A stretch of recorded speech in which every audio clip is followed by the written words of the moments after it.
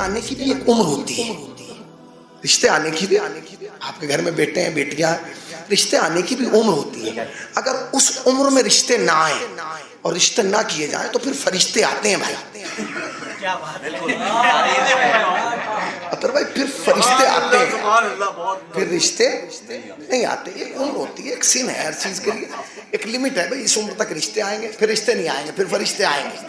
اب آپ اس حیث رہیں. دیکھیے یقین جانیے سماج میں بہت سارے فسادی اس لیے ہو رہے ہیں کیونکہ رشتے صحیح ٹائم پہ نہیں ہو رہے ہیں، شادیاں صحیح ٹائم پہ نہیں ہو رہی. ہمارے دنیا شیعت کے بہت بڑے عالم دین ہیں حضرت آیت اللہ بشیر نجفی. ان سے ایک صاحب یہاں سے ہندوستان سے ملاقات کے لیے گئے. جب ملاقات کے لیے گئے تو ان سے انہوں نے کہا کہ حضور ہم بڑے پریشان ہیں. تو انہوں نے کہا کہ بھائی کیوں پریشان ہیں بتائیے. اب وہ سمجھے کہ شاید ان کی جیب وغیرہ کٹ گئی، یہاں آئے زیارت میں، کیونکہ چور تو ہر جگہ ملتے ہیں نا بھائی. بس فرق اتنا ہے کہیں جیب کاٹ رہے ہیں کہیں عقیدہ کاٹ رہے ہیں. کام ہر جگہ ہو رہا ہے، اپنے اپنے حساب سے کام کر رہا ہے ہر آدمی، تو کام چل رہا ہے. تو آیت اللہ بشیر نجفی نے کہا کہ بھائی آپ کیوں پریشان ہیں؟ کہنے لگے حضور بہت پریشان ہے. پریشان اس لیے ہے، وقت ہے نا آپ کے پاس، اگر بات کہیں تو آگے کریں ورنہ مجلس ختم کریں. پھر صلوات پڑھیں گے محمد.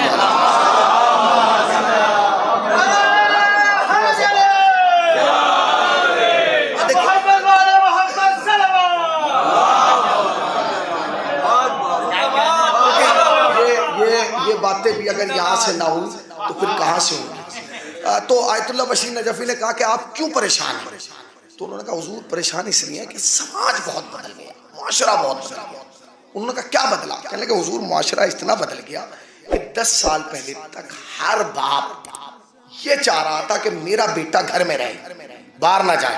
باہر جائے گا تو ہوا لگ جائے گی، غلط صحبت میں بیٹھے گا، غلط لوگوں میں جائے گا، پتہ نہیں کس معاشرے کا حصہ بن جائے، کس سوسائٹی کا حصہ بن جائے. لہٰذا ہر باپ کی کوشش یہ تھی کہ بچہ مکان میں رہے، میدان میں نہ جائے. شروع کو گھر میں آتے پوچھتا تھا کہاں ہے بیٹا؟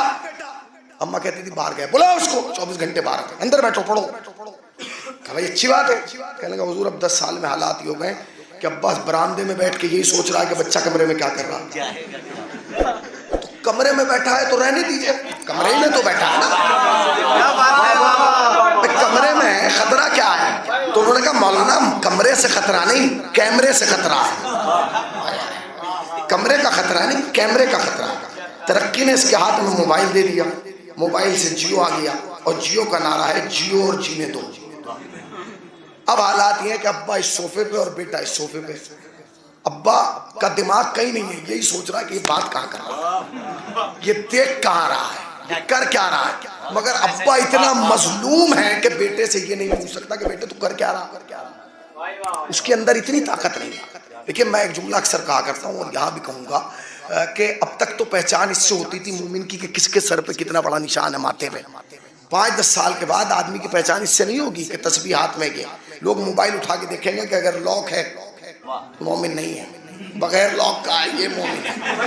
صلوات پڑھتے پر محمد وعلیہ صحیح پڑھا. تو اب سنیے دیکھیں یہ باتیں بھی ہونا بہت ضروری ہے، یہ باتیں بھی، کیونکہ اگر یہاں نہ ہوں تو پھر کیا ہوگا. یہ بھی ایک تجربے کا حصہ ہے اور یہ بھی ذاکری کا حصہ ہے، یہ باتیں بھی آپ تک پہنچانا. تو انہوں نے کہا کہ آقا ہم بہت پریشان ہیں کہ بیٹا اس صوفے پہ ہے، باپ اس صوفے پہ، باپ کو پسینے آ رہے ہیں ٹھنڈ میں. کیوں؟ کیونکہ بیٹا مسکرا رہا، کسی سے بات نہیں کر رہا پھر بھی ہنس رہا.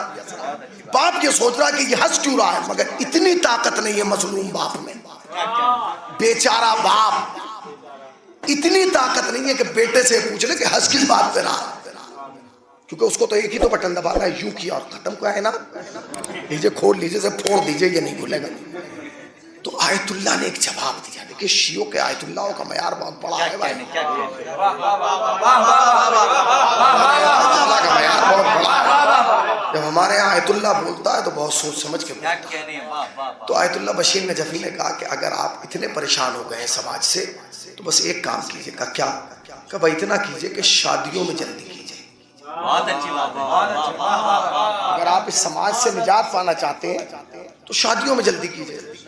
اچھا یہ بھی ہندوستان سے گئے تھے مگر انہیں یہ نہیں پتا تھا کہ اگر یہ شیر ہیں تو وہ سوا شیر ہیں. یہ یو پی کے تھے، وہ پنجاب کے تھے، تو انہوں نے فوراً کہا حضور کتنی جلدی کریں شادی میں، بچی کی شادی اور بچے کی شادی میں کتنی جلدی کریں؟ کیا جواب دیا؟ کہنے لگے بس اتنی جلدی کرو جتنی آذان کے بعد اقامت کے لیے کرتے ہو۔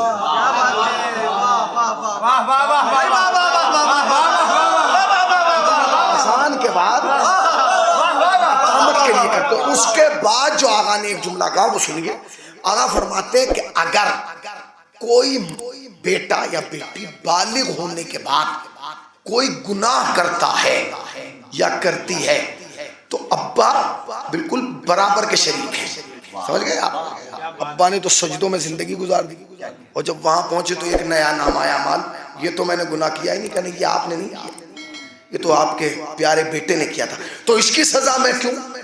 یاد رکھیے گا، شادی شہوت کا حصہ نہیں ہے، شریعت کا حصہ ہے۔ اب جو میں پڑھنے جا رہا ہوں یہ کوئی پڑھے وڑھے گا بھی نہیں، اب جو میں بولنے جا رہا ہوں یہ کوئی بولے گا نہیں۔ یاد رکھیے گا، جب سے ہمارے بزرگوں نے حلال کے دروازے بند کیے ہیں، جوانوں نے حرام کی کھڑکیاں خود کھول لی۔